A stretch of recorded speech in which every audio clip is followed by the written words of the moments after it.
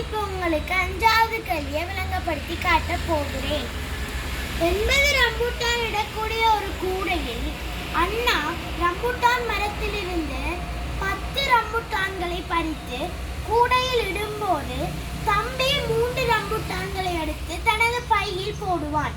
இவ்வாறாக ஒவ்வொரு தடவையும் நடைபெற்றது. அண்ணா எத்தனையாவது தடவையாக ரம்பூட்டான்களை பறித்து போடும்போது முதலாக கூடை நிரம்பி காணப்படும் கேட்டிருக்கிறார்.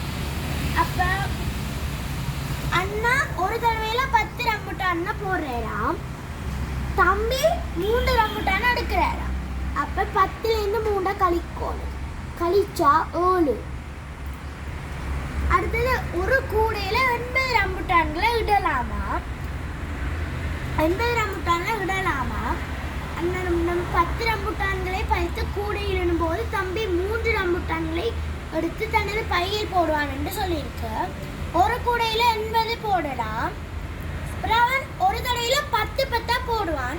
அப்ப இந்த 80லேருந்து 10 கழிக்கணும், கழிச்சா 70.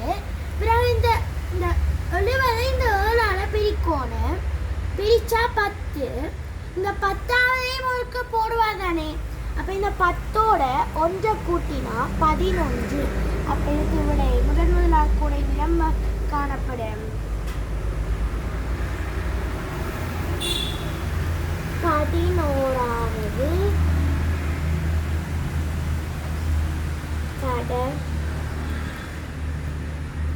கடவையில்.